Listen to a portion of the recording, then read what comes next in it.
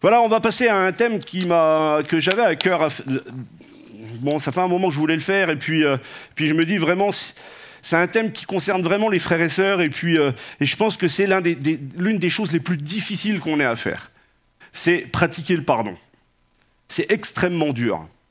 Je peux voir des têtes qui me font, bah non, c'est très très dur. Pardonner, c'est pas naturel chez l'homme. Pardonner, c'est quelque chose qui est extrêmement difficile. C'est l'un des points où on verra ensemble, Jésus est très catégorique dessus. Et pourtant, c'est l'homme qui a le plus aimé, le plus pardonné. Mais il ne nous donne pas le choix. Et on verra ensemble comment pratiquer le pardon et surtout de ne pas s'accuser quand on n'y arrive pas du jour au lendemain. C'est des fois, on n'y arrive pas du jour au lendemain. Et j'ai une petite vidéo, il y a quelqu'un qui va vous témoigner et qui va vous... Voilà, je vous laisse découvrir cette vidéo tout de suite. C'est quelqu'un que vous connaissez.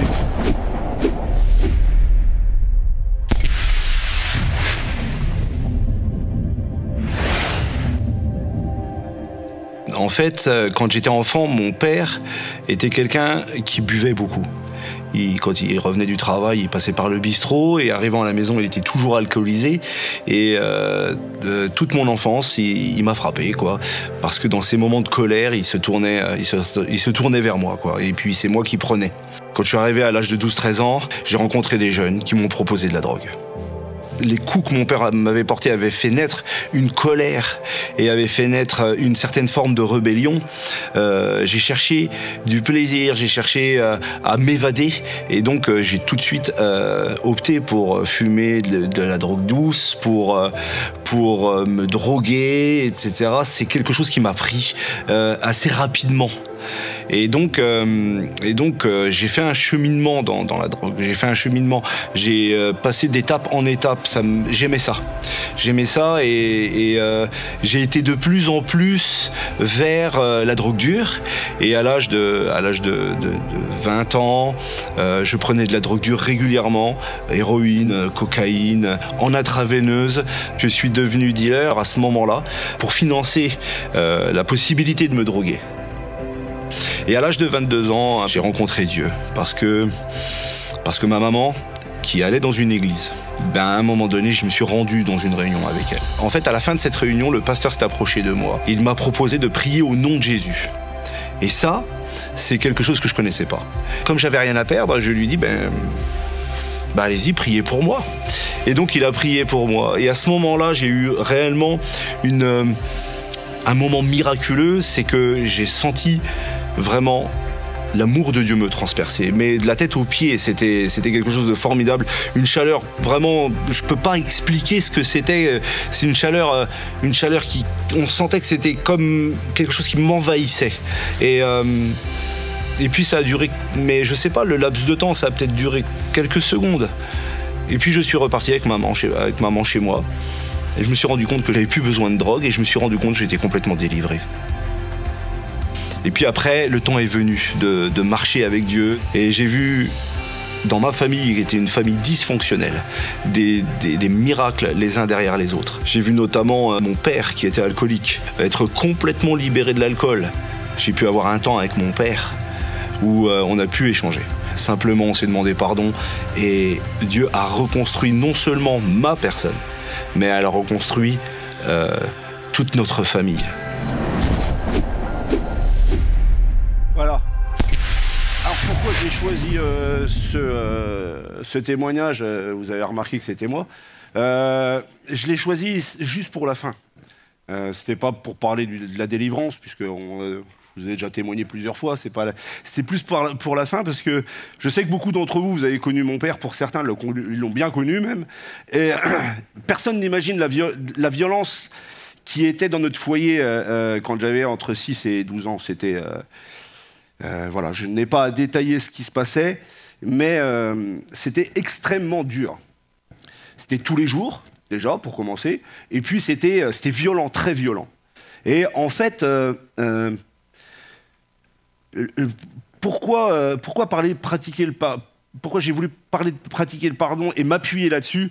Parce que je sais de quoi je parle. J'ai véhiculé de la haine et de la rébellion envers mon père, même pendant ma conversion en marchant, pendant 20 ans. Parce que là, ça fait 2 minutes, donc on ne peut pas tout dire. Mais je me suis converti et on s'est pardonné que presque 20 ans après. Et Dieu a suscité l'endroit, à un moment, on était en travaux à Sedan, pour qu'on puisse se parler afin réellement de régler les choses. On s'est retrouvés dans la même chambre.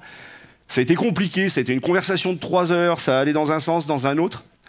Et puis, en fin de compte, quand on commence vraiment à ouvrir notre cœur à l'un et à l'autre, on comprend pourquoi l'autre a été comme ça, et pourquoi l'autre aussi a réagi comme ça. Et puis au bout du compte, on se dit, mais en fait, on perd des fois beaucoup de temps avec des petits problèmes.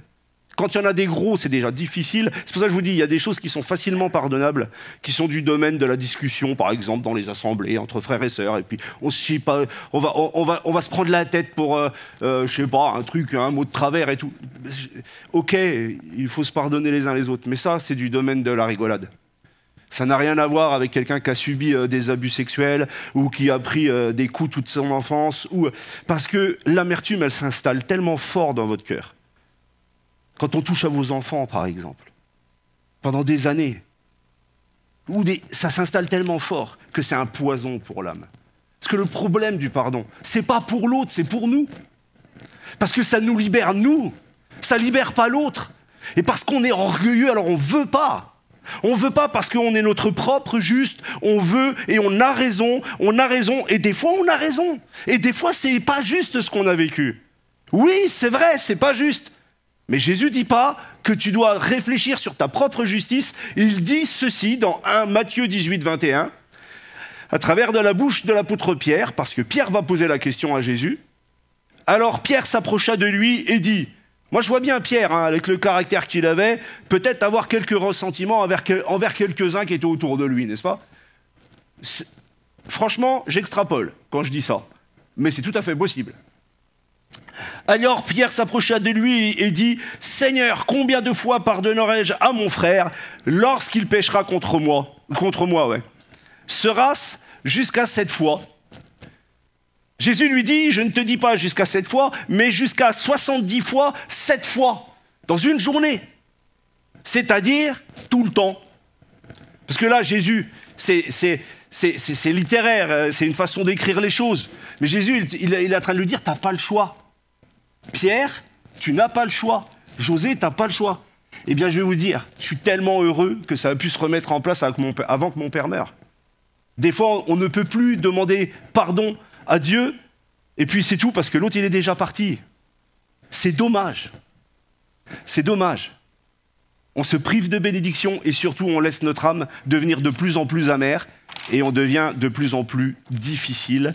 Et après, on se dit, mais pourquoi Dieu bénit pas ? Des fois, comprenez une chose, des fois on n'a pas des bénédictions dans certains domaines parce que dans d'autres domaines, on ne règle pas le problème. C'est comme si Dieu nous parlait, il dit, ok, sans réserve, dès que tu fais ça, boum, j'ouvre les écluses. Non pas que Dieu est un Dieu qui attend de nous une œuvre quelconque matérielle, on n'est pas sauvé par les œuvres, on ne parle pas du salut, on parle de la communion les uns avec les autres. Et notamment en commençant par nos propres familles. C'est pas toujours facile dans nos familles, la preuve, je vous parlais de la mienne. Avec mon père, c'était terrible, je n'avais qu'une pensée, moi. À 18 ans, dès que je suis un peu costaud, je vais lui en claquer une. Et je vais lui démonter sa gueule. C'était comme ça que je pensais. Je suis un peu cru, mais c'était ma pensée de l'époque. Et je peux vous assurer, je m'étais dit, si ça va pas avec les mains, ça ira avec autre chose. J'étais quelqu'un de très mauvais. La drogue m'avait rendu complètement insensible aux sentiments d'amour.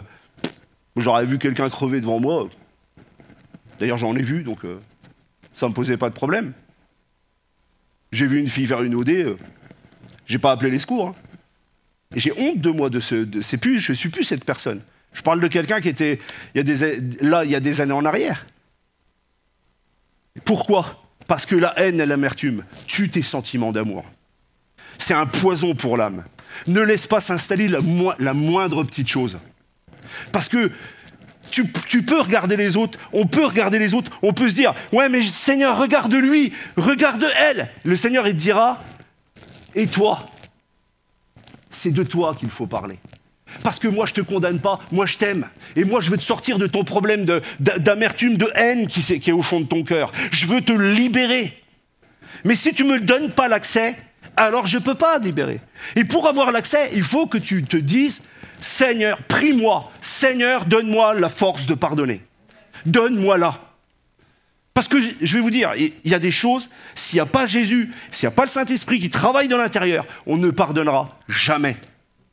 Et celui qui vient me dire le contraire, je le traite de menteur tout de suite. Parce qu'il y a des situations dans les vies, je suis désolé, c'est impossible de pardonner humainement. Je vous dis, je répète, ne parlons pas de moi, mais quelqu'un qui a subi des abus sexuels ou un viol étant enfant, mais comment voulez-vous qu'elle pardonne ou qu'il pardonne, humainement parlant? C'est impossible. Il faut la force de Dieu pour ça. Mais pour ça, il faut que notre âme, eh bien, elle-même soit en demande de libération. Et le Seigneur te dit, l'outil, c'est le pardon. Tu n'as pas le choix. Si tu veux prendre une... Si je te dis que c'est une truelle, c'est pas un marteau. Donc si je te dis que c'est le pardon, c'est pas 40 jours de jeûne et de prière, c'est le pardon. Vous comprenez ce que je veux dire? Bon, on aborde ce thème, et puis on est là, on est à fond, et puis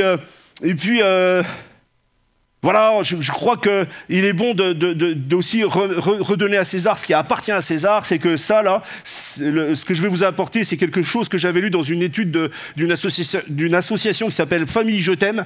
Et c'était signé par un gars qui s'appelle Gérard Ducrozet, que je ne connais pas du tout. C'est un super gars, il paraît, mais bon, je ne le connais pas trop. Donc, mais j'ai trouvé que son analyse, donc j'ai pris ses points. Je tiens à être sincère, parce que je ne vais pas vous dire que c'est moi qui l'ai pondu, mais j'ai pris ces points comme structure. Après, c'est moi qui développe. Avec, je pense, et je demande le plus possible d'équilibre pour qu'on puisse vraiment rentrer dans l'amour de Dieu au maximum, libéré de ce qui nous empoisonne. On sait que le pardon est difficile à pratiquer, mais on pourrait croire qu'il est simple à comprendre.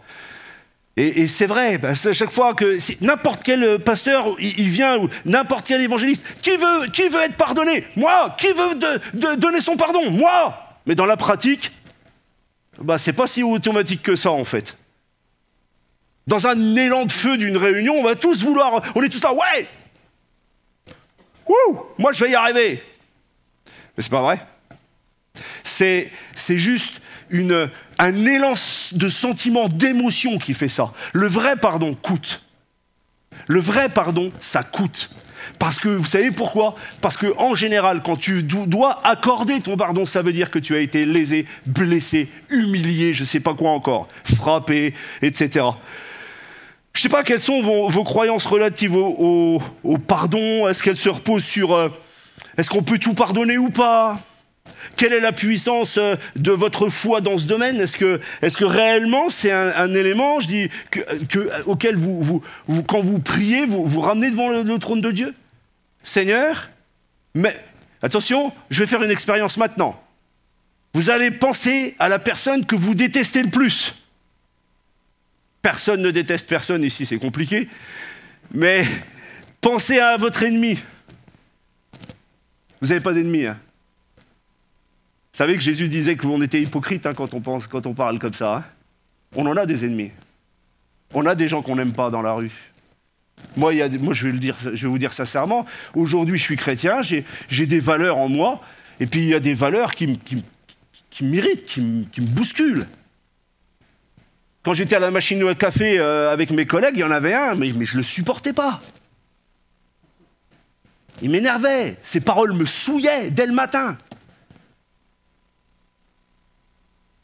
Ouais, on a besoin du pardon de Dieu et de voir comment Dieu voit les âmes. On ne voit pas les âmes comme... on est tous de très bons chrétiens. On aime. Mais on n'aime pas 100%, c'est faux. On a toujours un coin charnel, ça coince. Allez, je vais un peu vous titiller là. Parce que je vois qu'il y a beaucoup de chrétiens dans cette salle ce soir. Toutes les blessures d'église, là. Ça va, c'est cicatrisé? Je crois pas, moi. Je vous le dis sincèrement. Hein. Il faut être brisé pour ça. Il faut accepter le pardon et dire un truc. Et se dire un truc devant le Seigneur. S'il y avait un problème dans l'église, c'est parce que j'y étais. Et là seulement tu commences à pouvoir voir les autres comme quelqu'un et à pouvoir juger l'autre comme quelqu'un d'équilibré. Tant que tu te mets hors du problème, ça ne marche pas. Ça marche pas, tu n'as pas une totale libération. Pour avoir une totale libération, il faut se mettre dans le problème. Je fais partie de l'Église, je fais partie du problème. À 5%, à 95%, peu importe.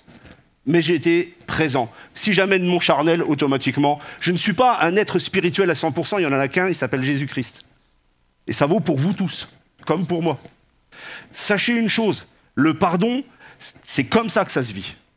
Il faut rentrer dedans. Si je fais partie du problème, ça commence par se poser des questions sur sa propre âme. C'est comme ça que commence cet homme. Et je trouve qu'il est excellent dans ces points. Le premier point, c'est pourquoi pardonner alors? Pourquoi il faut pardonner? Le premier des points, parce que Dieu l'ordonne. Dieu dit pas, fais un effort, mon enfant. Il faut que tu pardonnes peut-être. Bon, il t'a fait un peu de mal. Bon, celui-là, tu peux prendre un peu plus. Non. Dieu ordonne. C'est un acte de soumission au Seigneur pur. Colossiens 3,13. Supportez-vous les uns les autres, et si l'un a sujet de se plaindre de l'autre, pardonnez-vous réciproquement. Et écoutez bien, de même que Christ vous a pardonné, pardonnez-vous aussi. Et je voudrais ajouter à cela Matthieu 6, 14, verset 15, et là c'est notre Seigneur qui nous parle directement à tous. Si vous pardonnez aux hommes leurs offenses, votre Père céleste vous pardonnera aussi, mais si vous ne pardonnez pas aux hommes, votre Père ne vous pardonnera pas non plus vos offenses. Mais ça, moi, quand je lis ça, j'étais pas content avec Dieu, moi. À chaque fois que je lisais ça, la situation avec mon père revenait pendant 15 ans. C'était plutôt 15 ans, excusez-moi, j'ai dit 20 ans tout à l'heure, c'était plutôt 15 ans. C'est déjà long. C'était déjà très long. À chaque fois que je lisais ce passage, à chaque fois qu'on prêchait là-dessus, j'avais beau faire mon orgueilleux, mais le Seigneur, au fond de moi, sur ma chaise, derrière ma Bible, à chaque fois il me ramenait. Tu dois aller voir ton père et tu dois aller lui demander pardon. J'ai dit, mais c'est lui qui me frappait. Va lui demander pardon. Je faisais partie du problème. Vous allez me dire, mais tu étais un enfant, tu ne faisais pas partie du problème. Si, par la suite, par mes réactions, par ma façon d'être, et Dieu ne me parlait pas de ce que j'étais avant d'être une nouvelle créature. Il me parlait au moment que je me suis converti, et ces 15 années-là. À ce moment-là, est-ce que tu ne dois plus avoir les mêmes codes qu'avant? On parle du pardon, ça vaut pour tout. Tu ne dois plus être menteur, tu ne dois plus être voleur, tu dois avoir une vie sanctifiée, que ce soit dans le domaine du corps, de l'âme, de l'esprit. Donc, le point du pardon est extrêmement important. D'ailleurs, tous ceux qui prient pour les délivrances savent que si les gens ne pardonnent pas, il n'y a rien qui part. Hein. Une deuxième chose, pourquoi pardonner? Parce que Dieu nous pardonne lui-même. On doit être ses imitateurs, il nous pardonne lui-même. Avec la racaille que j'étais, je ne parle pas pour vous, mais avec la pourriture que j'étais, moi je me dis, mais je n'ai pas le droit de ne pas pardonner. Je serais un hypocrite, je suis un sacré religieux si je ne pardonne pas les gens. Il y a un sacré problème. Il faut que tu changes, José. C'était comme ça que ça se passait. Mais c'était une bataille. Parce que Dieu nous pardonne, c'est une conséquence du pardon. Bon, vous reprendrez Matthieu 18, 23 à 35, par exemple. C'est une marque et une mesure de notre propre expérience de Dieu, je pense, que de savoir que Dieu nous pardonne. Parce que si on ne le sait pas, comment on peut le pratiquer? Si on sait que Dieu nous a pardonné pour aller au ciel, mais combien de chrétiens tournent autour de leurs péchés et à chaque fois ils s'accusent tellement et qu'ils reviennent, ils remettent en cause le salut parce qu'ils commettent encore des péchés, mais parce qu'ils n'ont pas compris le domaine du pardon chez Dieu. Dieu veut que tu changes, Dieu veut qu'on sanctifie nos vies, pour autant Dieu ne nous condamne pas au feu éternel tous les 30 secondes. Dieu est un Dieu de pardon. C'est vraiment l'un des points de son amour. Dieu est un Dieu de pardon. Est-ce qu'on peut le dire ensemble? Dieu est un Dieu de pardon pour nous et pour mon frère. Il nous faut imiter Dieu. Il nous faut vraiment imiter Dieu. Si on n'imite pas Dieu, on limite la bénédiction sur notre vie. Éphésiens 4,32 nous dit « Soyez bons les uns envers les autres, compatissants, vous pardonnant réciproquement, comme Dieu vous a pardonné en Christ. » J'ai une pensée qui me vient. Je ne prêche pas ça parce qu'il y a un problème dans l'Église. Hein.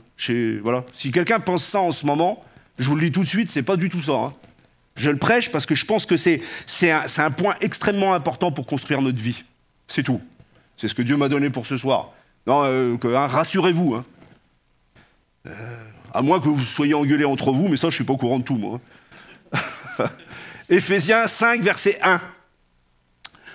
Devenez donc les imitateurs de Dieu comme des enfants bien-aimés. On ne peut pas imiter Dieu sans pardonner. C'est impossible. C'est impossible. Il n'y a pas longtemps, on a fait une prêche sur revêtir l'homme nouveau. Ça fait partie de l'habit. Hein. Sinon, il faut que tu te changes. Mais à ta place, je ne le ferai pas. Hein. Garde l'habit que Dieu t'a donné, c'est mieux.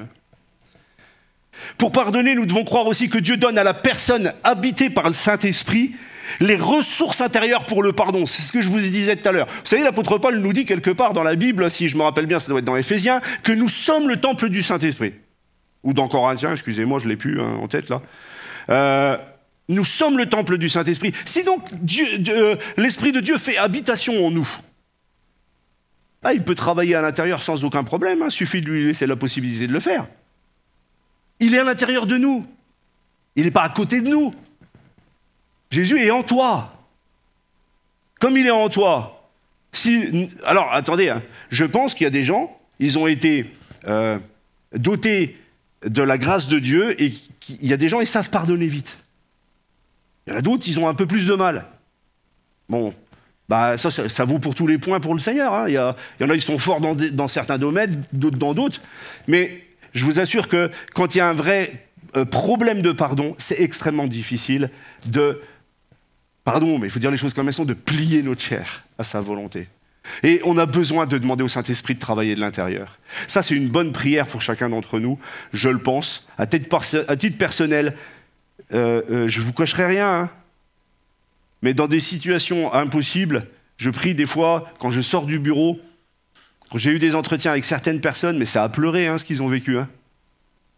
Mais moi, je prie pour que Dieu leur donne la force de pardonner, parce que je me dis, il va falloir s'accrocher. Hein. Et je ne suis jamais hypocrite avec les gens dans les entretiens.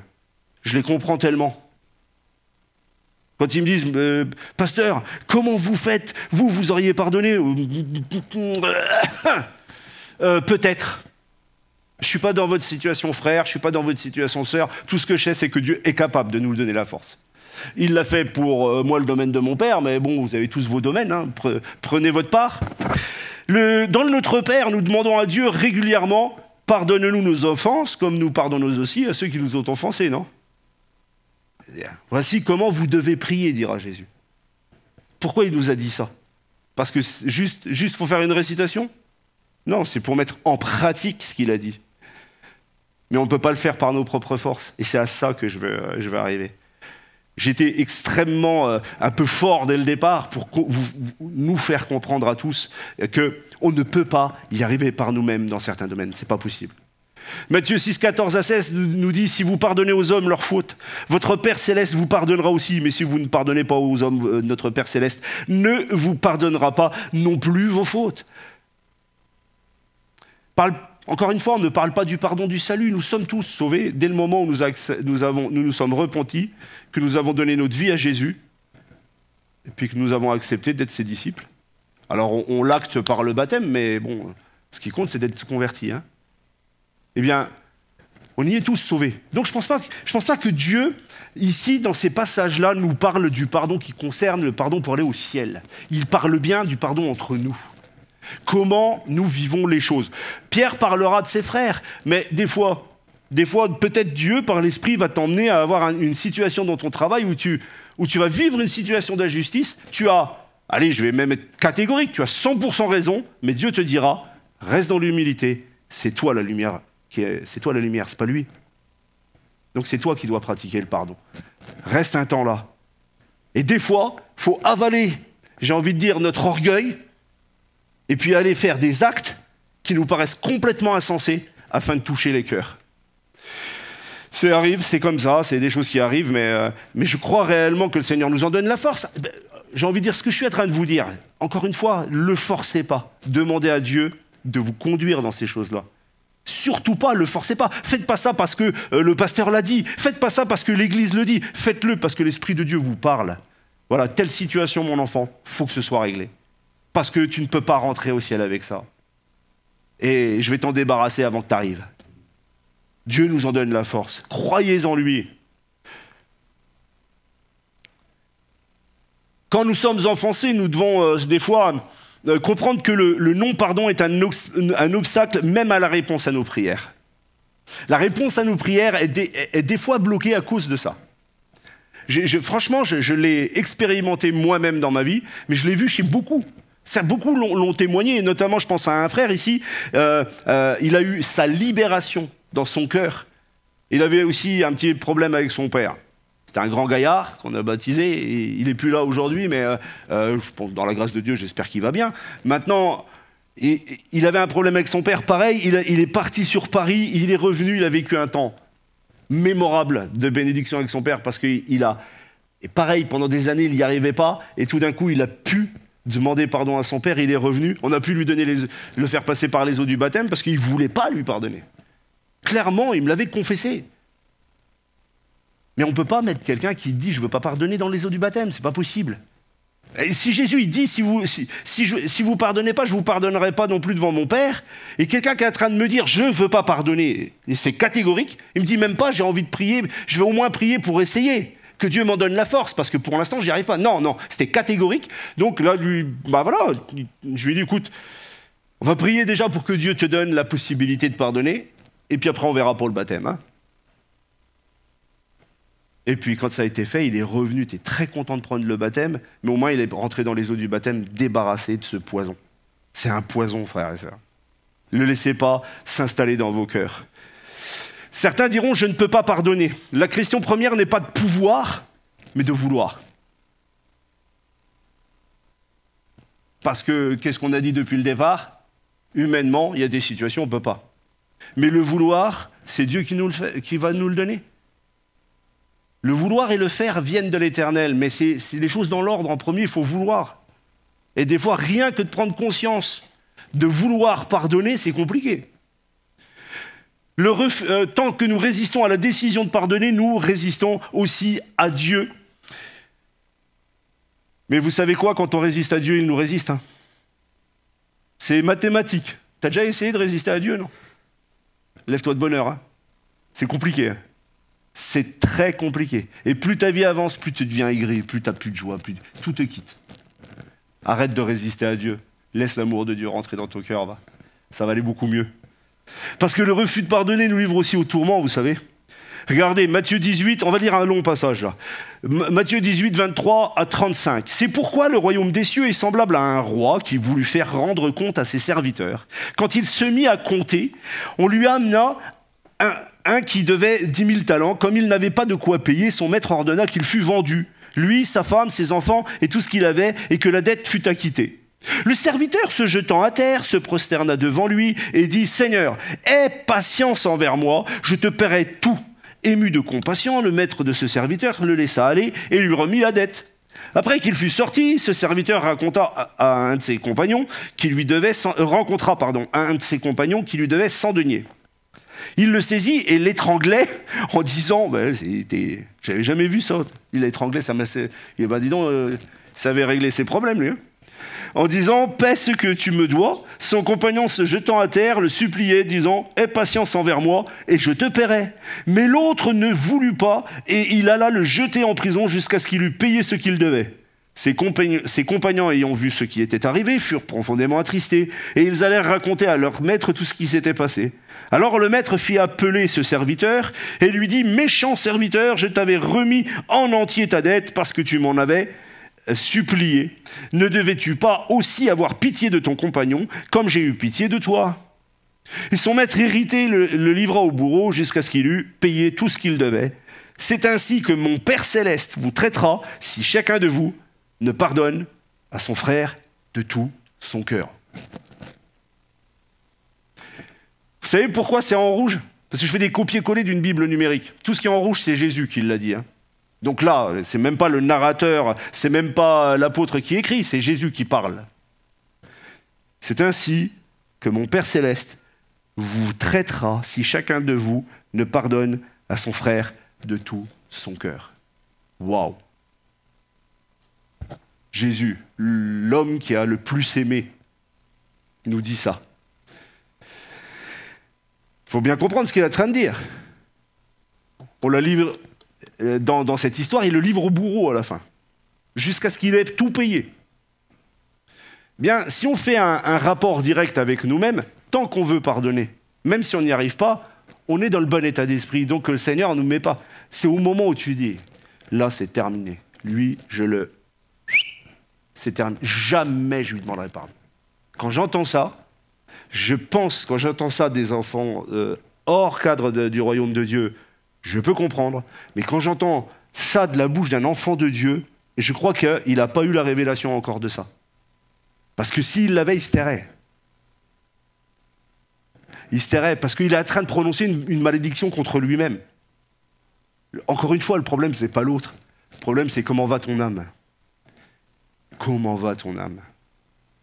Elle en est où? Vous savez, le ressentiment, le non-pardon, etc., amène des catastrophes. Que ce soit dans le générationnel, mère-fille, mère-fils, père-fils, que ce soit dans les couples.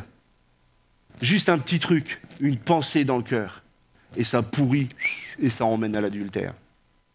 Parce qu'il n'y a pas de pardon. Juste une toute petite dose de... Le diable, il ne veut pas mettre une grosse... Allez, on va te mettre 150 kilos de haine. Non, il va te mettre 2 grammes d'amertume, après, ça pousse. Eh bien, j'ai envie de dire, on a l'outil pour le dégager. Ça s'appelle le pardon. L'outil, on l'a. Le pardon est comme une mitraillette pour tout ce qui est amertume, jalousie, être envieux, etc. Si tu arrives à demander à Dieu de vouloir pardonner, tu as déjà mis en route la mitraillette pour dégager tout ça de ton cœur. La parabole de ce serviteur impitoyable se termine quand même dans une espèce de tourment pour lui. Et moi, je vais vous dire sincèrement, quelqu'un qui ne veut vraiment pas pardonner, si on comprend bien ce que Jésus a dit depuis le début, on se dit, alors là, c'est l'un des points où il faut faire attention. Parce que de la même manière que nous sommes rentrés gratuitement dans le salut, de la même manière, si je ne fais pas attention, je vais en sortir gratuitement tout aussi. Parce que ce n'est pas Dieu qui te jette, c'est toi qui te jettes en dehors du salut. Vous voyez, la question est mal posée quand les chrétiens disent « Est-ce que je peux perdre ? Est-ce que Dieu peut m'enlever mon salut ?» Mais Dieu ne t'enlèvera jamais son salut puisqu'il a donné sa vie pour que tu sois sauvé. Mais c'est toi qu'en sors. C'est pas lui qui te jette, c'est toi qu'en sors. Et comme on ne peut rentrer qu'une seule fois, il faut y rester. Et je ne vous parle pas de rester dans l'église locale. Hein. Faites pas un rapport direct. Je vous parle de rester dans le cœur de Dieu, dans le royaume de Dieu. C'est pas la même chose. Hein. Ici, vous rentrez dans un bâtiment. Les bâtiments, c'est que des murs. Hein, on est bien d'accord, parce qu'on fait souvent le rapprochement. Je ne vous parle pas de l'église, je vous parle de votre salut. Vous êtes rentrés dans le salut, gardez-le. Gardez-le précieusement, il n'y a rien de plus précieux. Et donc, le pardon doit faire partie de notre vie régulièrement. Il y a aussi le fait que le refus de pardonner infeste ceux qui nous entourent aussi. Hébreux 12, versets 14 à 15. J'ai pris un long passage, après j'ai pris pas mal de versets bibliques, vous pourrez réellement les reprendre si vous voulez. Si vous voulez faire une étude sur le pardon, c'est vraiment une très très bonne étude. Puis je tiens à dire, hein, il y a le fait qu'on doit pardonner, mais il y a aussi quelque chose qui doit être aussi dans nos cœurs, c'est apprendre à recevoir le pardon d'autrui. Des fois, on a facilité à pardonner, mais on a beaucoup plus de mal à recevoir le pardon d'autrui. Hein. Quand quelqu'un nous pardonne, on est un peu orgueilleux hein, quand même, c'est un peu plus dur. On se dit, tiens, il y a comme une gêne qui est là. Enfin bref. Hébreux 12, 14 et 15, recherchez la paix avec tous et la sanctification sans laquelle personne ne verra le Seigneur. Veillez à ce que nul ne se prive de la grâce de Dieu, à ce qu'aucune racine d'amertume poussant des rejetons ne produise du trouble et que plusieurs n'en soient infectés. C'est-à-dire que une vie sanctifiée dans le nom du Seigneur Jésus est une vie qui est jalonnée de demandes de pardon et de réception de pardon, que ce soit de la part de Dieu ou entre nous. Mais si c'est une vie qui n'est pas à la recherche de la sainteté de Dieu, eh bien, à un moment donné, on va avoir ces malheureuses pousses là, qui sont l'amertume, etc. Ça va produire des rejetons. Et c'est marrant, c'est marqué. Et plusieurs vont en être infectés. C'est-à-dire qu'en gros, quelque part, c'est contagieux. Si on ne pardonne pas, si on ne cherche pas la sanctification, on va amener l'autre, eh bien, en gros, à être comme nous. C'est un problème qui n'est peut-être même pas dans son cœur encore. Veillons à ce que l'amertume et la colère ne contrôlent pas notre vie, frères et sœurs. Elle doit être chassée du cœur. Elle doit partir. Je vous assure que je crois réellement que le style de vie du chrétien qui pardonne est une vie qui est au contrôle. Tu ne permets pas à l'ennemi de rentrer. Je ne parle pas de ton âme, hein, mais de rentrer d'être là, de rentrer dans tes pensées, de rentrer.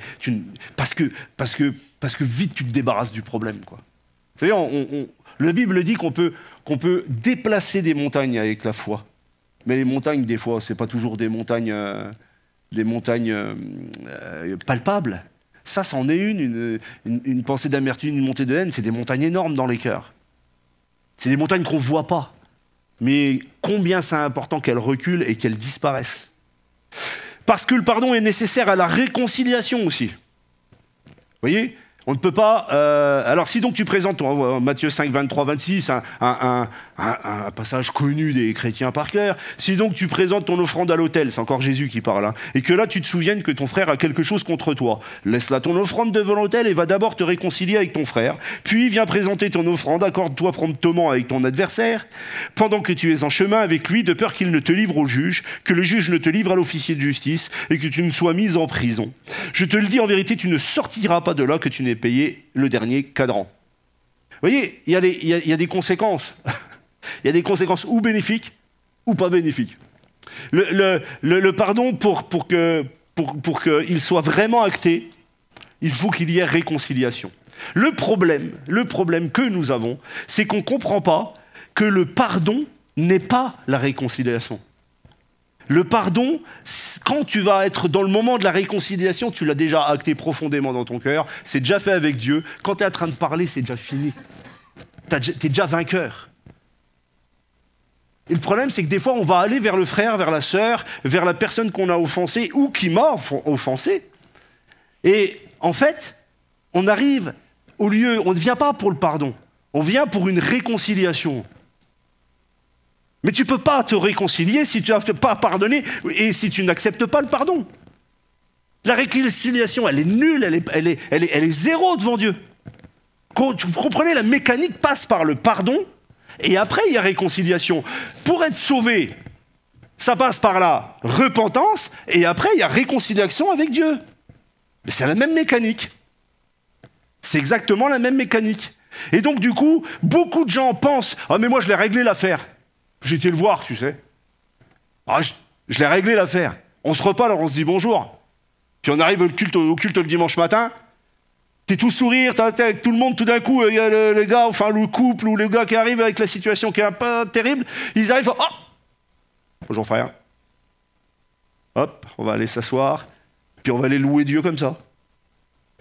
Si t'as un problème avec ton frère, laisse là ton offrande de louange, tu peux la laisser. Si tu loues comme ça, tu veux que je te dise, ta louange n'atteint même pas le plafond là.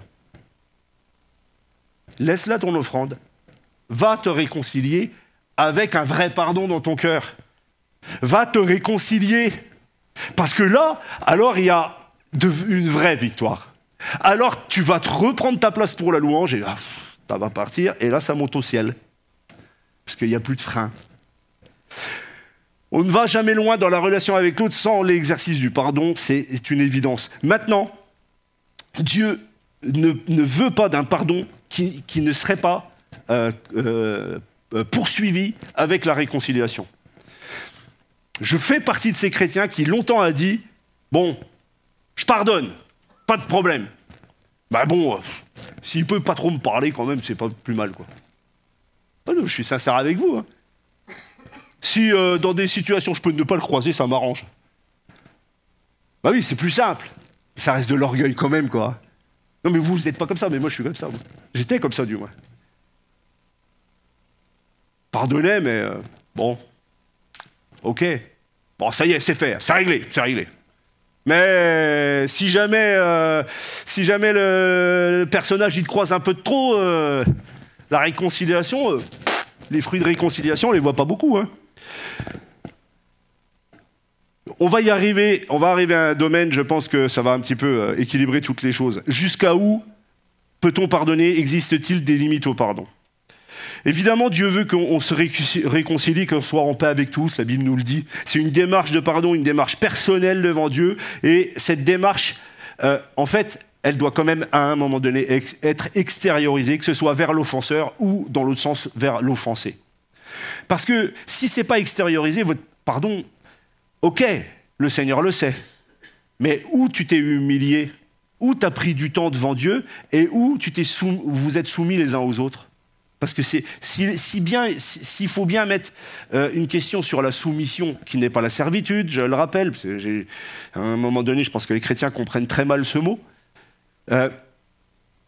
Comment tu peux pratiquer la soumission les uns envers les autres si ce n'est pas dans ce domaine-là? La soumission, ce n'est pas une histoire de un est plus grand ou plus petit que toi. C'est dans ces domaines-là qu'on voit si on est soumis à Dieu ou pas. Et si on est soumis les uns par rapport aux autres. C'est là qu'on trouve la victoire de la soumission. C'est pas dans bah ouais, mon responsable de louange, il m'a dit de faire un accord comme ça, alors je l'ai pas fait comme ça, on s'est pris la tête, bah alors on s'en fout. Va t'excuser puis change. Mais dans les vrais problèmes, alors on voit le cœur de celui qui est soumis à son frère. La soumission, ça a été, j'ai incliné mon cœur, j'ai été lui demander pardon. Et je me suis soumis à la volonté de Dieu. Et je me suis soumis au frère, et alors? Ça me fait du bien des fois. Ça me fait pas de mal. Et on repart libéré. Jusqu'où pardonner? Est-ce qu'il existe des limites? Bah, la limite, c'est la grâce. Dieu nous a fait un énorme cadeau, non? Normalement, on allait brûler en enfer. Hein, c'est pas moi qui le dis, c'est la Bible qui le dit. On était perdus pour l'éternité. Hein, ça fait moins peur. Brûler en enfer, ça, on l'image plus et on s'est déjà tous brûlés, on sait que ça fait mal. Mais Dieu nous a fait don d'une mesure de grâce énorme, éternelle. L'amour est complet. Eh bien, pour pardonner, c'est ce qu'il nous dit en disant à Pierre, tu pardonneras 70 fois 7 fois en une journée à ton frère. C'est donc, si vous faites le calcul, c'est impossible qu'il y ait autant de situations dans une journée où tu dois aller demander pardon à ton frère. Ou alors, franchement, ou t'es infect ou c'est les autres qui sont tous infects. Il y a un truc qui va pas, quoi. Hein, je sais pas, mais 7 fois 70 fois, ça fait combien, ça? 490 situations dans la journée où tu dois aller demander pardon. C'est du domaine de l'impossible, je crois. Hein. Par jour. Oui, par jour. Donc, bah, la grâce de Dieu, elle est super. Est-ce possible d'oublier l'offense? Est-ce que c'est possible? Je vous pose la question. Franchement, vous croyez que quelqu'un qui a été abusé, étant enfant, vous croyez que quelqu'un qui a été, je sais pas moi, passé à tabac, vous croyez que quelqu'un qui a été violé, quelqu'un qui a été, j'en sais rien moi, hyper escroqué, ça a foutu sa famille dans l'embarras pendant des années financièrement, vous croyez qu'il a de la facilité à pardonner? Est-ce que vous pensez qu'il va oublier l'offense? Mais le pardon n'est jamais une histoire d'oubli. Ah, et oui, il y a toute la... Bah, tant que ça fait mal, de toute façon, on a du mal à pardonner. Hein. Ça, c'est clair. Mais réellement, je crois qu'il faut demander à Dieu ce qu'il est, lui. Et il y a quelques versets qui montrent un petit peu, j'en ai pris quelques-uns comme ça, qui montrent un petit peu qui est la personne de Jésus et qui est la personne de l'Éternel, qui est le même, hein, je vous le rappelle, du Saint-Esprit. Hébreux 10, 17. « Car je pardonnerai leurs iniquités, je ne me souviendrai plus de leurs péchés. » Quand il dit « je ne me souviendrai plus », c'est donc qu'il les a vécus et que pendant un temps, il les a retenus. Sinon, il ne dirait pas « je ne me souviendrai plus ». Non, Peut-être je me plante. Je vous partage ma pensée, là. Je ne suis pas en train d'être catégorique. C'est donc que pendant un temps, l'offense, comme fortement Marie-Claude vient de le dire, pendant un temps, ça nous fait mal. Déjà, ça nous le rappelle. Puis même après, quand une cicatrice, quand tu appuies dessus, elle te fait plus mal, mais la trace, elle est toujours là. Donc tu te souviens de la chose. Mais c'est pas parce que tu te souviens que tu n'as pas pardonné. C'est pas parce que tu te souviens que Dieu n'est pas capable de te libérer. Au contraire, il te rend vainqueur. Il suffit de demander au Seigneur d'être comme lui. C'est moi qui efface... Ésaïe 43, 25, pardon. C'est moi qui efface les transgressions pour l'amour de moi-même. Et je ne me souviendrai plus de tes péchés, encore une fois. Ou alors vous avez Michée 7, 18 et 19. Quel Dieu est semblable à toi qui pardonne l'iniquité et qui oublie les péchés du reste de ton héritage? Il ne garde pas sa colère à toujours, car il prend plaisir à la miséricorde, il aura compassion de nous, il mettra sous ses pieds nos iniquités, tu jetteras au fond de la mer tous leurs péchés. Amen. Le psaume 103, verset 12 dit aussi, autant l'Orient est éloigné de l'Occident, autant il éloigne de nous nos transgressions. Amen. Ça c'est Dieu. Ça c'est Dieu. Alors Dieu lui, il nous pardonne régulièrement tous les jours. Hein. Excusez-moi de le dire comme ça, mais on pêche tous les jours. Et tous les jours, sa grâce, elle est immense pour nous. C'est des choses qu'on oublie parce qu'on marche dans le royaume de Dieu et on pense que c'est un acquis qui est normal. Mais si Dieu, tout d'un coup, pendant 2 semaines, il dirait, bon voilà, le peuple de Dieu, pendant 15 jours, vous n'avez plus le droit à ma grâce, va falloir être juste dans ma justification et ma sanctification. Eh bien, je peux vous assurer, c'est foutu, on va tous en enfer. Je ne crois pas qu'il y en a un seul d'entre nous qui tienne 15 jours. C'est la mort spirituelle assurée. Donc sa grâce, quand il est marqué qu'elle se renouvelle chaque matin, que ses bontés ne sont pas épuisées, eh bien, dites-vous, la première des choses, c'est son pardon pour nous. Donc, jusqu'à certains points, on peut être comme Dieu, mais nous savons que nous sommes humains et que l'offense restera dans notre cœur et dans notre tête. Restera dans notre tête, mais elle n'est pas obligée de rester dans notre cœur. Et une fois qu'elle n'est plus dans notre cœur, alors dans notre tête, on y pense de moins en moins. Et à la fin, quasiment plus. Je vais vous dire, quand on s'est demandé pardon avec mon père, le lendemain, l'ennemi nous a attaqués tous les deux pour que ça ne se fasse pas. Mais je peux vous dire quelque chose, un an après, j'avais oublié, mais réellement, c'est comme si Dieu avait lavé ma tête, j'avais oublié toutes les souffrances qu'il m'avait fait étant enfant. À chaque fois qu'on appuyait dessus avant, ça me faisait mal. Alors, et bien sûr, ça faisait 15 ans que je marchais dans l'église, donc je ne le disais pas, mais à l'intérieur, ça me faisait mal. Maintenant, terminé, j'étais complètement guéri, et je sais que lui aussi, parce qu'il l'a confessé et il l'a témoigné. Donc c'est une grâce de Dieu, parce que, qu'est-ce que vous voulez? Je leur en ai fait baver, hein. Réellement, hein. Personne d'entre vous aurait voulu un fils comme moi. Hein. J'en ai fait baver, moi, à ma famille. Et je ne rentrerai pas dans les détails. Donc, je vais vous dire, je ne sais pas si tu pries depuis longtemps pour tes enfants, hein, mais continue. Hein. Continue. Tu ne sais pas ce que Dieu est capable de faire. La définition du pardon, pardonner, c'est tenir une offense pour non avenue. C'est-à-dire qu'elle n'est pas arrivée, elle est inexistante, quoi. Renoncer à tirer vengeance de, renoncer au silence, c'est marrant, hein, c'est dans la définition du dictionnaire, ça. Hein. Donc il faut que la parole se libère. Renoncer au statu quo dans la situation d'offense, c'est-à-dire avoir une action pour aller à la réconciliation. C'est marrant, hein, c'est tout ce que la Bible y a dit des années en arrière, et la définition, elle est purement la mécanique du pardon. Quand j'ai lu ça, je me suis dit, tiens, Dieu est vraiment extraordinaire. Les synonymes, c'est oublier, remettre, passer, absoudre, gracier. Tout ça, c'est dans la Bible en français, dans le dictionnaire en français. Puis dans la Bible en français aussi.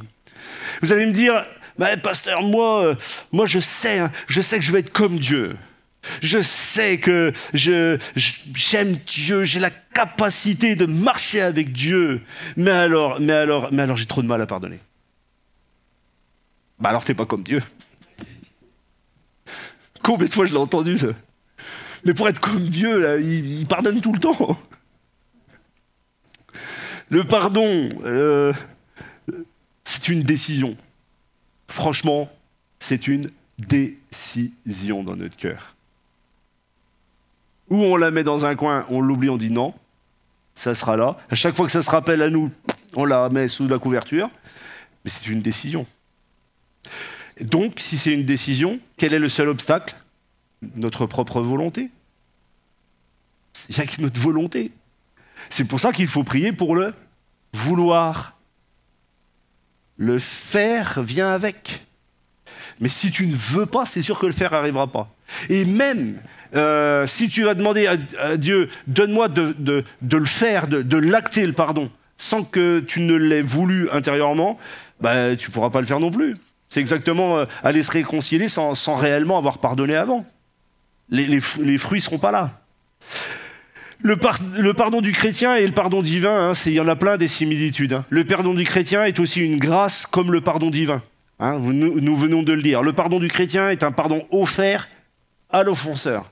Ça ne vous rappelle pas quelqu'un? Et je prends les points, comment doit être un enfant de Dieu. Hein.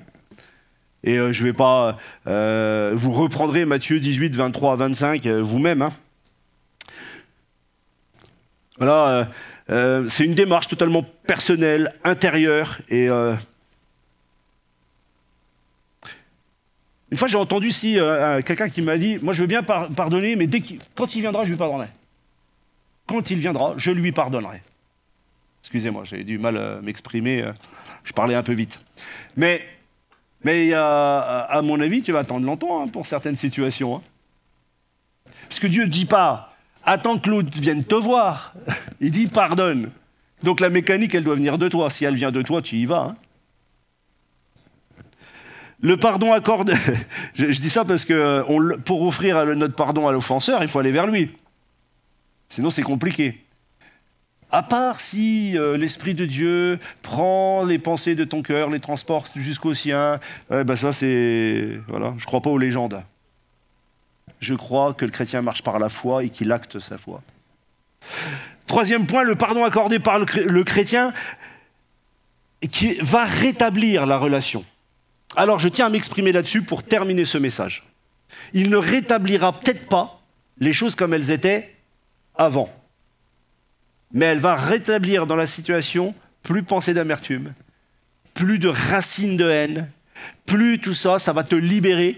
Et tu vas même pouvoir rediscuter avec la personne, tu vas même pouvoir continuer à repartager avec, peut-être même vivre des moments extraordinaires. Nous avons dans la Bible le passage où Paul et Barnabas, alors je vais un peu loin parce que à mon avis ça n'a pas dû atteindre des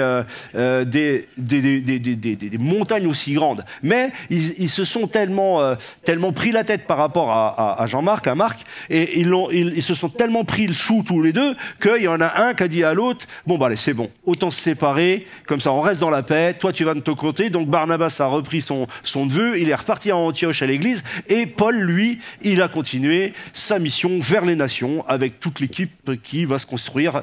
Ceux qui étaient déjà présents, il n'y en avait pas beaucoup, parce que du temps du Paul et Barnabas, il n'y en avait pas beaucoup, mais il va construire vraiment, et là on verra même à travers ça l'explosion de l'implantation des églises, combien il va mettre de ministères en route, etc. Et à ce moment-là, il y a cette vive discussion, ils se séparent. Mais 14 ans plus tard, ou je ne sais plus, ou 15 ans plus tard, on sait que dans les écrits de Paul, Paul parle de ceux qui l'accompagnent, et dedans il y a Marc.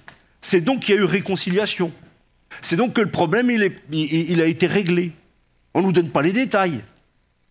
Alors, c'est peut-être pas du domaine d'un grand pardon, hein, parce que je pense que c'était pas à ce point-là, mais ils arrivent à rester dans un même sentiment. Même si...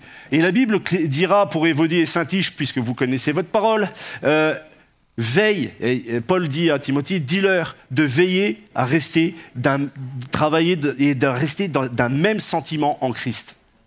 D'un même sentiment en Christ. Pour être dans un même sentiment en Christ, frères et sœurs, il n'y a pas 50 solutions. Hein. Il faut s'aimer les uns les autres. Et s'il n'y a pas de pardon, on ne s'aime pas. Comment voulez-vous aimer quelqu'un sans lui pardonner? Et si tu n'y arrives pas, te marie pas, hein, mon jeune. Hein. Parce que ça va être compliqué, hein, je te le dis d'avance. Hein. Plus pour certains que pour d'autres. Il y a des couples qui, ça va, ça fonctionne assez bien. D'autres, c'est plus raide. Ah, c'est vrai, voilà, c'est l'expérience que j'ai de la vie. quand je vois fonctionner tous les couples autour de moi, qu'ils soient chrétiens ou pas chrétiens, le fonctionnement du pardon, s'il n'est pas dans le foyer, ça explose. Hein. Parce qu'il y a toujours quelqu'un qui n'est pas bien, hein. C'est l'un ou c'est l'autre, mais c'est comme ça, c'est la vie. Mais ça nous permet d'aller plus loin et d'aimer réellement. Concrétiser le pardon dans notre cœur, ça nous fait aimer l'autre réellement. Des fois, c'est difficile, oui. Oui, c'est difficile des fois. Personne ne vous demande demain... Moi, je vais vous dire, je me rappelle d'un frère qui témoignait de la violence qu'il avait vécue dans son foyer, une femme qui était très violente, etc. Et il disait dans son... c'était quand j'étais en formation biblique, il disait ma première femme, puisqu'il était remarié, cet homme-là, elle était violente, et c'était... on n'en parle jamais des hommes battus. Hein. C'est comme si ça n'existait pas. Mais il y en a peu, peut-être, beaucoup moins que les femmes, mais il y en a quelques-uns, ça existe, parce qu'il y a des femmes qui sont assez costotes hein, quand même. Et du coup, il prenait des coups, parce que c'était une hyper nerveuse, une irascible. Et du coup, il prenait des coups des fois. Et franchement, il était malheureux. Vous voyez, quand c'est un homme, tout le monde rigole. J'aurais dit ça des femmes, je me serais fait allumer. Hein. Mais qu'est-ce que vous voulez? Quand il témoignait, il disait c'était tellement violent, c'était pas l'histoire simplement des coups. C'est que j'en pouvais plus de mon couple, ça a explosé, ils ont divorcé, etc. Et plus tard, il s'est remarié. Et il dira ceci, il dira, mais en fait, ce que j'ai compris, c'est que pour elle, c'était impossible que notre couple aille jusqu'au bout, puisqu'elle ne savait pas pardonner. Elle ne savait pas pardonner. Elle n'arrivait pas... pour son histoire de couple. Et il disait en fait, réellement, qu'il vivait le domaine du pardon avec sa deuxième femme. Du coup, entre deux, il s'est converti, il s'est marié avec une chrétienne.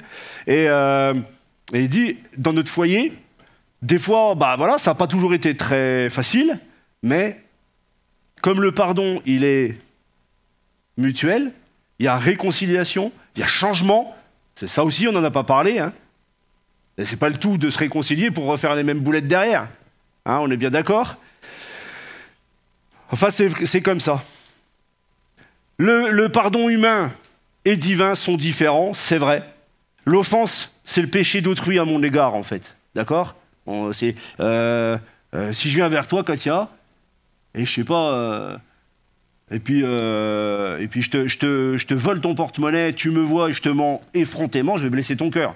En plus, je suis ton pasteur, donc ça, tu vas te dire, mais il a pété les plombs, et ça va te blesser. Bon, ben voilà, je suis l'offenseur. L'offense, c'est la blessure qui me concerne. Mais est-ce qu'on peut traiter tout ça en se disant, eh bien, j'accepte tout, j'accepte l'offenseur sur ma vie, j'accepte d'être blessé, comme ça, sans que Dieu intervienne? Franchement, c'est impossible. C'est pour ça que j'ai commencé mon message en disant le domaine du pardon est le domaine le plus difficile à pratiquer. Parce que c'est le domaine qui... C'est comme pour plaire à Dieu, le domaine le plus difficile à pratiquer, c'est quoi? C'est l'obéissance. Eh bien, c'est pareil pour nous dans nos relations. Le domaine qui plaît le plus à Dieu, c'est le fait qu'on pardonne parce que ça montre qu'on veut s'aimer les uns les autres. Si tu arrives à être victorieux sur ce point-là, les autres points pour aimer ton frère et ta sœur, ça sera de la rigolade. Tout se passe là, en fait. Tout se passe là. Les problèmes charnels, tout ce qui est de la pensée, tout se passe là. Par contre, le modèle divin du pardon, lui, il est parfait. Mais puisque le Saint-Esprit est en nous, c'est à cette mécanique-là que je vais arriver, puisque le Saint-Esprit est en nous, il nous le donne, ça. Il nous a donné son identité. C'est à nous d'aller la puiser pour en avoir la force. Alors peut-être, simplement, pour conclure, eh bien, le pardon est un ordre de la part de Dieu, j'ai marqué ça tout à l'heure. Franchement, et je crois qu'il s'adresse un petit peu à nous tous. Hein. Le pardon est un ordre de Dieu de la part de Dieu, il s'adresse à tous ses enfants. Seul le Seigneur peut demander la repentance, car c'est la condition pour accéder à la croix et à la résurrection. Vous êtes d'accord avec moi? Seul le Seigneur peut demander la repentance à quelqu'un. Moi, je ne peux pas te demander de te repentir de tes péchés par rapport à ma personne, puisque je suis pécheur comme toi. Seul Dieu peut faire ça, en la personne de Jésus-Christ. Et ça nous permet d'aller vers la croix pour être sauvés et pour être aimés de lui, rentrer vraiment dans la félicité. Mais si le pardon est un ordre comme ça divin qui coule de la croix, qui permet une grâce totale, alors le pardon qui nous est propre à chacun est un ordre qui ne peut pas être mis de côté. Il doit être pratiqué dans notre vie chaque jour. Dès le moment où il y a un problème, même s'il dure, je tiens à le préciser parce que, encore une fois, je ne veux pas qu'on comprenne ce soir que je suis en train de donner une recette magique qui va enlever les choses comme ça en 30 secondes. Mais ça doit être fait, et ça doit être fait parce que on ne peut pas rentrer au ciel comme ça. C'est impossible. Il faut qu'on se débarrasse de nos racines d'amertume. Il faut qu'on se débarrasse de nos racines de haine. Viol, abus, je tiens à le dire, il y a des enfants de Dieu qui ont vécu de la part d'églises, de serviteurs de Dieu, et peut-être moi-même, d'ailleurs je vous en demande pardon si ça a été le cas, peut-être j'ai blessé. Des fois il y a des blessures très profondes, des trucs qui sont difficiles à faire partir. Mais mon frère, ma sœur, quand tu arriveras au ciel, le seul responsable de ton âme, c'est toi-même. Et là où il ne te parlera pas de l'église locale, et là où il ne parlera pas de ce que tu as souffert, il te demandera, voilà, tu t'es repenti, je t'ai donné mon esprit, qu'en as-tu fait? Est-ce que tu l'as attristé? En salissant ta robe, tu m'as attristé. En ne pardonnant pas, tu salis ta robe. Et elle, cette tâche-là, elle est balèze. C'est vrai que c'est facile d'aller vers les péchés plus charnels, etc., à imager. Mais dès qu'on commence à rentrer dans la profondeur des cœurs,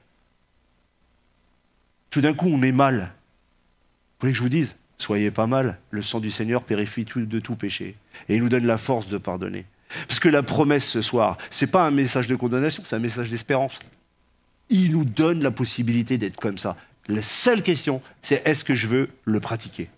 Et ça, c'est le titre de mon message, pratiquer le pardon, point d'interrogation, ça revient à chacun d'entre nous la responsabilité. Personne ne pourra le faire à ta place. Et j'ai beau avoir de belles prières, et ton frère et ta sœur à côté de toi, elle peut avoir une onction terrible sur ta vie. Mais ça, c'est du domaine de l'intimité avec Dieu. On l'accepte ou on le rejette. Frères et sœurs, je suis loin d'être meilleur que vous. D'ailleurs, j'ai voulu vous montrer mon cœur, comment il était avant, comment j'étais pour vous faire comprendre que réellement, Dieu a fait le travail en moi. Et quand je me prends en exemple, je ne suis toujours pas parfait. Il y a des situations encore dans ma vie, j'ai du mal à pardonner. Pourquoi? Encore une fois, on est humain. Ne vous laissez pas emprisonner. Pardonner est un acte de puissance pour nous. Eh bien, prenons l'outil, activons-le et demandons la grâce au Seigneur ce soir. On peut prier courtement, j'ai dépassé, je vous en demande pardon, il est 21h03. Seigneur, vraiment, si on pouvait afficher mon cœur ce soir, parce que je connais trop ce domaine. Seigneur, j'ai vraiment de la peine pour ceux qui ont le poison dans leur cœur de l'amertume, de la haine, du rejet de l'autre, du racisme. C'est-à-dire toutes ces choses, Seigneur, qui sont le fruit réellement, qui sont des fruits qui nous empêchent de pratiquer le pardon. Seigneur, je te demande de briser ça au nom de Jésus. Seigneur, que la colère qui n'est pas sainte dans notre cœur, que la vengeance humaine soit brisée maintenant, Seigneur. Seigneur, je prie, Seigneur, pour que tous, Seigneur, tous ceux tous les malheureux qui ont vécu des blessures internes, que ce soit dans le domaine de l'Église, que ce soit dans le monde professionnel, que ce soit dans leur vie, que ce soit à travers leur famille, que ce soit les coups, Seigneur, de Satan. Seigneur, je prie pour que ces blessures ne fassent pas, Seigneur, germer des rejetons. Seigneur, des rejetons d'amertume et de haine, Seigneur. Je prie, Seigneur, pour que ces liens soient brisés au nom de Jésus-Christ. Et je demande, Seigneur, dans ta grâce, Seigneur, de toucher tes brebis ce soir, ainsi que moi-même. Donne-nous, Seigneur, de pratiquer le pardon, mais en étant dans une pratique qui nous amène à la victoire, celle qui libère, celle qui nous amène à aimer plus, à nous aimer plus les uns les autres. Merci Seigneur. C'est encore une bonne nouvelle pour nous ce soir, parce que tu es le Dieu de grâce qui purifie de tout péché. Amen. Soyez bénis.